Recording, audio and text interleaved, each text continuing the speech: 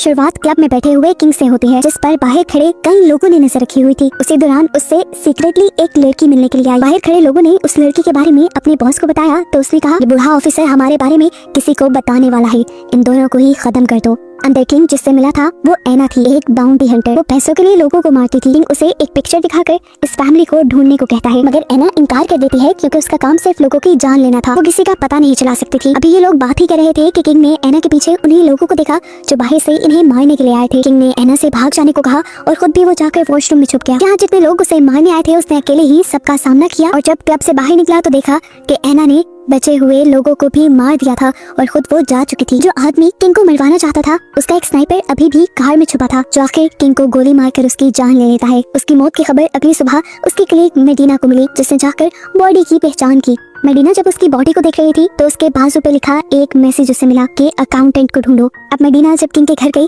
तो दीवार पे लगी कई तस्वीरों से उसने जाना कि किंग किसी केस की इन्वेस्टिगेशन कर रहा था, जिस केस से काफी मर्डर्स भी जुड़े थे। वो खुद अब ये घर रेंट पे ले लेती है किंग का अधूरा काम पूरा करने के लिए। और किंग की चीजों में उसे एक पिक्चर के पीछे दी अकाउंटेंट यानी क्रिश्चियन वुल्फ का नाम नजर आता है, जिसको किंग ढूंढना चाहता था। फाइनली अब हमें क्रिश्चियन वुल्फ को दिखाया गया जो एक वैन में रहता है। उसने अपना बाइक, अपने वेपन्स, सभी कुछ इसी वैन में रखा हुआ है। खैर एना क्रिश्चियन के बारे में पता चलाती है और एक कंपनी में कॉल करके क्रिश्चियन के बारे में पूछती है तो लेडी उसे जवाब देती है कि इस नाम का कोई इंसान हमारे इंस्टीट्यूट में काम नहीं करता। मेडिना ने कहा इम्पॉसिबल, उसके सभी कॉन्टेक्ट्स इधर के ही हैं। ऊपर हम देखते हैं कि कोई उनकी ये फोन वाली बातें सुन रहा था। कॉल ट्रेस करते हुए उसने पता चलाया कि बात करने वाली लड़की मेडिना है और इस टाइम किंग के घर से बात कर रही है। उसने यहाँ मेडिना और किंग दोनों के बारे में ही पता चला लिया कि वो क्या करते थे। खैर अगले सीन में हम उस स्नाइपर को देखते हैं जिसने किंग को मारा था। वो एक मछली वाले से जाकर मिलता है जो दरअसल उनका बॉस बर्क है, जो अपनी आइडेंटिटी छुपाने के लिए बस ये काम करता है।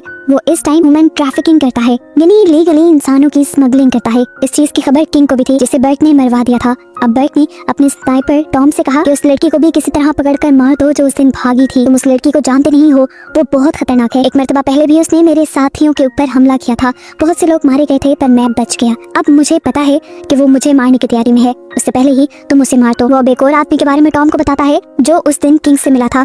बर्क उसे भी मारने का ऑर्डर दे देता है। अगले सीन में जब मेडिना अपने ऑफिस के पार्किंग में होती है तो क्रिश्चियन खुद आकर मेडिना से मिलता है। वो जानना चाहता था कि मेडिना उसकी तलाश क्यों कर रही है। उसने मेडिना से पूछा मुझसे क्या चाहती हो, तो मेडिना उसे किंग के घर ले गई। वो बताती है कि मरे हुए किंग के हाथ पे तुम्हें ढूंढने की रिक्वेस्ट थी। वो दीवार पे लगी कई तस्वीरें क्रिश्चियन को दिखाती है और कहती है कि किंग इस केस की इन्वेस्टिगेशन कर रहे थे, पर मैं नहीं जानती ये चीजें किस तरह इंटरलिंक कर रही हैं और इन सब का तुम्हारे से क्या ताल्लुक है। ये सब बताने के बाद मेडिना सो गई। अगली सुबह जब वो उठी तो उसने देखा कि पूरी रात क्रिश्चियन ने इसी केस के ऊपर काम किया था। वो मेडिना को बताता है कि किंग असल में पैब्लो नाम के एक इंसान को ढूंढना चाहता था। वो अपनी फैमिली के साथ मेक्सिको बॉर्डर पर रहता था। फिर पैब्लो की सेपरेशन हो गई। उसकी वाइफ ने कई जगह और काम किया जिसके बारे में मैंने उसके अकाउंट से पता चलवाया है। अब ये लोग पैब्लो को ढूंढने के लिए पहले उसकी वाइफ को ही ढूंढने का डिसाइड करते हैं। यहाँ पे उसने लास्ट टाइम जॉब की थी। ये लोग उस फैक्ट्री में पहुंच जाते हैं। फैक्ट्री के मालिक से जब ये लोग उस लड़की के बारे में पूछते हैं तो वो आदमी कहता है मुझे क्या पता, यहाँ हर रोज 100 की तादाद में औरतें आती हैं काम करने के लिए, हर एक का नाम मैं थोड़ी जानता हूँ। वो आदमी जब पैब्लो की वाइफ का पता बताने से मना करता है तो क्रिश्चियन उससे कहता है मेरे पास तुम्हारी फैक्ट्री के अकाउंट्स का डेटा है, तुम अपनी सेल्स को कहीं गुना ज्यादा शो करते हो। साफ मतलब है कि तुम अपने ब्लैक पैसे को व्हाइट करते हो, मनी लॉन्ड्रिंग करते हो तुम। उसकी बात सुनकर इस आदमी को गुस्सा आ गया। उसने क्रिश्चियन के ऊपर वार कर दिया, लेकिन क्रिश्चियन भी कम थोड़ी था। इन दोनों की आपस में लड़ाई हो गई और उस आदमी के कई लोग क्रिश्चियन से लड़ने के लिए आ गए, जिन सबको क्रिश्चियन ने खूब पीटा और उसके बाद दोबारा उसी आदमी को पकड़ लिया जिसने बताया कि मेरा कोई कसूर नहीं, एक दूसरा आदमी लड़कियों की स्मगलिंग करता है। यहाँ से निकलने के बाद क्रिश्चियन अपने भाई को कॉल करता है और उसे कहता है कि मैं चाहता हूँ कि तुम मेरे पास आकर मेरी एक केस में हेल्प करो। क्रिश्चियन का भाई कहता है ठीक है, और वो एक घर से बाहर निकलता है और पीछे हमें दिखाया जाता है कि इस घर में उसने बहुत से लोगों को मारा हुआ था। क्रिश्चियन अब उसके पास आता है और उसे अपनी केस की डिटेल्स बताता है। सारे केस को सुनने के बाद क्रिश्चियन का भाई यहाँ पर 3 लड़कियों को बुलाता है। तीनों ही लड़कियों को पहले पैसे दे देता है और फिर इनसे मार्क के बारे में पूछता है। 2 लड़कियां घबरा गई यहाँ पर। तीसरे ने कहा मैं तुम्हें उसके बारे में बता सकती हूँ, लेकिन अगर तुम मुझे पैसे दो तो। बाहर मेडिना अपने साथी से बात कर रही थी। वो किंग के मर्डर की फुटेज देख रहे थे, पर अभी तक ये नहीं जान पाए थे कि उस पर गोली किसने चलाई थी। इतनी देर में मेडिना के ऑफिस से उसे पता चलता है कि पैब्लो जिसकी फैमिली की तस्वीर किंग लिए उसे ढूंढ रहा था, पता चलता है कि उसके डैड को भी किसी ने मार दिया है और किंग को पैब्लो और उसकी फैमिली को ढूंढने का काम भी पैब्लो के डैड ने ही दिया था। मेडिना को एक और रिपोर्ट भी मिली थी कि पैब्लो के गांव में इंसानों की स्मगलिंग आम थी। इसी स्मगलिंग के दौरान जब ये लोग पकड़े गए तो उन्होंने सभी आदमियों को मार दिया जिन्हें पकड़ा था। इसी में पैब्लो भी मर गया था। ऊपर वो लड़की मार्क को बुलाकर यहाँ से चली जाती है। मार के आते ही क्रिश्चियन उसे मार मार कर मेडिना की गाड़ी की डिग्गी में डाल देता है ताकि वो पुलिस के जरिए इससे इन्वेस्टिगेशन करवा सके। यहाँ क्रिश्चियन अब एक हैकर से हेल्प लेता है ये केस सॉल्व करने के लिए। ये हैकर बाज़ाहिर तो स्पेशल बच्चों को कंप्यूटर कोर्स करवाती थी, लेकिन दरअसल उनके जरिए हैकिंग से किसी का भी पता चला सकती थी। मेडिना कहती है किंग जैसा काबिल ऑफिसर जब ये पता नहीं चला पाया तो मैं नहीं मानती कि तुम्हारी टीम ये सब पता कर पाएगी। उस हैकर ने मेडिना की बात सुन ली और अपने लिए इस चीज को एक चैलेंज बना लिया। ये लोग अब उस लड़की यानी एना से मिलना चाहते थे जो लास्ट टाइम किंग से मिली थी। इनको लगता था कि जरूर किंग ने केस की सारी डिटेल्स उसे बताई होंगी। वो लड़की उस दिन की सीसीटीवी फुटेज निकालती है सड़कों की, लेकिन फुटेज में एना का चेहरा नजर नहीं आता क्योंकि एना ने चेहरा नीचे किया हुआ था पहले से ही, क्योंकि वो जानती थी कि सीसीटीवी में उसका फेस कैप्चर हो सकता है।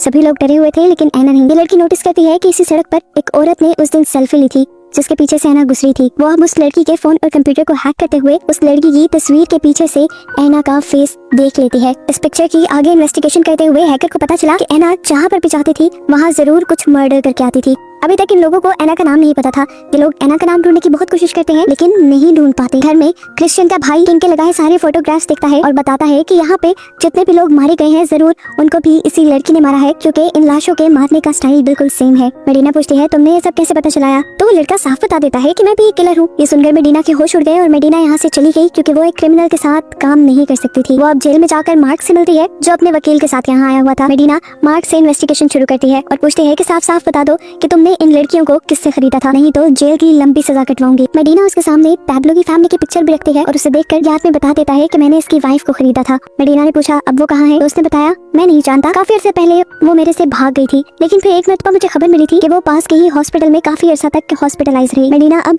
उस आदमी का नाम दोबारा पूछती है जिससे वो लड़कियों को खरीदा था।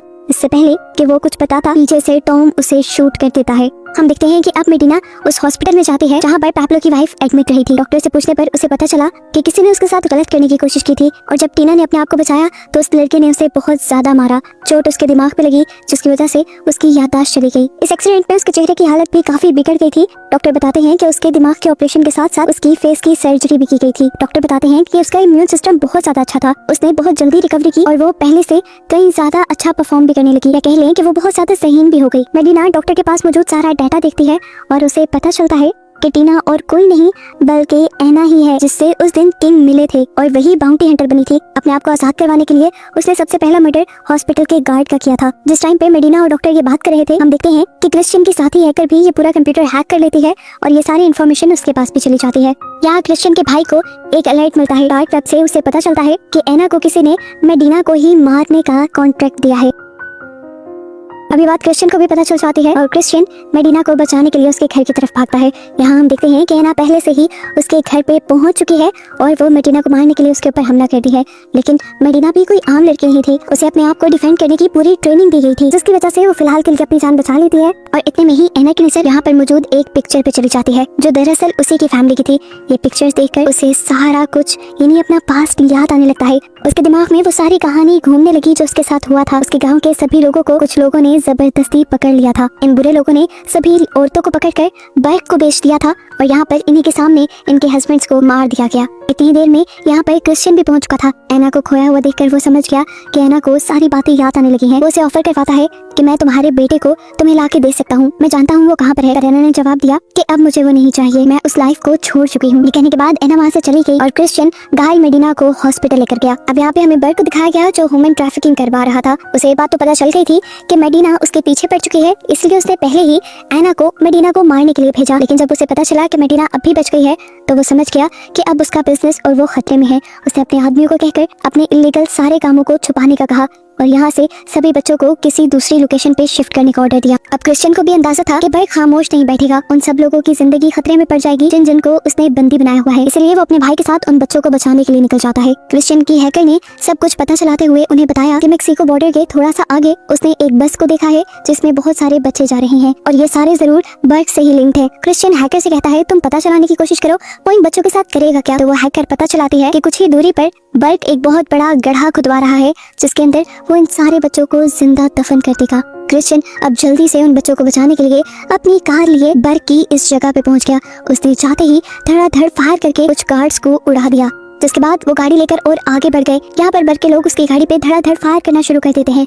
इसलिए ये दोनों गाड़ी से बाहर निकल कर कहीं छुप गए। वहाँ से इन्होंने देखा कि टॉम यानी बर्ट का वो स्नाइपर सभी बच्चों को तेजी से बस में बिठा रहा है। उनको बचाने के लिए पहले इन्हें उनके सामने आने वाले गार्ड से लड़ना था और इनको रोकने के लिए वो गार्ड्स इनके ऊपर एक बॉम्ब फेंक देते हैं, लेकिन लकीली ये दोनों बच गए। इसके बाद क्रिश्चियन ने अपने भाई को कहा कि तुम उस बस के पीछे जाओ, मैं यहाँ सब कुछ संभालता हूँ। जाते जाते वो भी किसी हीरो की तरह यहाँ मौजूद गार्ड्स को मारता जा रहा था, लेकिन अब एक गार्ड ने उसे जख्मी कर दिया। टेंशन में आने के बजाय वो हंसने लगा, क्योंकि उसे पता था कि अगले ही पल यहाँ पे क्रिश्चियन आने वाला है। क्रिश्चियन ने उस गार्ड को भी मार दिया और अपने भाई को भी बचा लिया। हम देखते हैं कि टॉम बस को उस जगह पर ले आया था जहाँ सभी बच्चों को उसने गाड़ना था। तेजी से भगाते हुए उसने सभी बच्चों को गड्ढे में जाने का कहा। इतने में यहाँ पर क्रिश्चियन और उसका भाई आ गए। यहाँ मौजूद सभी लोगों पर वो फायर करने लगे। टॉम अब देख चुका था कि वो उसे भी मारने के लिए उसके सामने आएंगे, इसलिए वो पैब्लो के ही बेटे को गन पॉइंट पे ले लेता है। बच्चे को बंदी बना देखकर क्रिश्चियन भी थोड़ा सा डर गया। वो बस के अंदर आया, उसने गन टॉम पे ही पॉइंट की हुई थी। अपने डर को काबू करने के लिए वो एक पोइम पढ़ने लगा और उसके बाद उसने एक गोली चला दी जो ठीक टॉम को लगी। और टॉम सब लोगों को खत्म करने के बाद ये दोनों अब सभी बच्चों को रेस्क्यू कर लेते हैं और इन्हें लेकर वापसी के लिए बढ़ते हैं। दूसरी तरफ दिखाया जाता है कि क्रिश्चियन की हैकर ने एना को कॉल किया और उसे बर्ट की हकीकत बताई कि किस तरह वो ह्यूमन ट्रैफिकिंग करता है। उसी ने पहले एना को और उसकी गांव की लड़कियों को पकड़कर बेचा था और उनके हस्बैंड्स को मारा था, और अभी भी वो बच्चों की ह्यूमन ट्रैफिकिंग कर रहा था, जिन बच्चों को क्रिश्चियन ने बचा लिया है। उसी की कैद में तुम्हारा बच्चा भी था जिसे क्रिश्चियन और बाकी लोग बचा चुके हैं। बर्ट की हकीकत जानने के बाद एना को बहुत ज्यादा गुस्सा आया और वो मारने के लिए उसे उसके घर पहुंच गई। बर्ट एना को देख के ही वहाँ से भागने की कोशिश करता है, लेकिन एना भी अपना चाकू लेकर उसके पीछे भाग जाती है। और यहीं से सीन कट हुआ और कई हफ्तों बाद हमें मदीना को दिखाया गया, जो बर्ट के सभी चीजों को सील कर चुकी थी। वहाँ से उसे ह्यूमन ट्रैफिकिंग के बहुत सारे और भी सबूत मिले थे। क्रिश्चियन और उसके भाई की मदद से वो इस केस में काफी प्रोग्रेस पा चुकी थी। बर्ट के अलावा उसने बहुत से लोगों को जो ह्यूमन ट्रैफिकिंग में इन्वॉल्व थे उनको पकड़ लिया था। वो अब दोबारा उसी एजेंसी में कॉल करती है क्रिश्चियन का थैंक यू करने के लिए, जिसमें उसने पहले कॉल की थी। तो लेडी उसे बताती है कि इन दोनों नाम के कोई भी आदमी यहाँ काम नहीं करते। मदीना कहती है जानती हूँ। वो ये भी जानती थी कि क्रिश्चियन की हैकर ये सब कुछ सुन रही होगी। हम देखते हैं कि इसी हैकर ने उन सब बच्चों को भी अपने ही इस इंस्टीट्यूट में शेल्टर दे दिया था। मूवी के लास्ट सीन में दिखाया जाता है कि क्रिश्चियन और उसका भाई दोनों एक साथ ट्रिप पर जा रहे हैं और बस इन्हीं को दिखाते हुए ये मूवी यहाँ पर खत्म हो जाती है।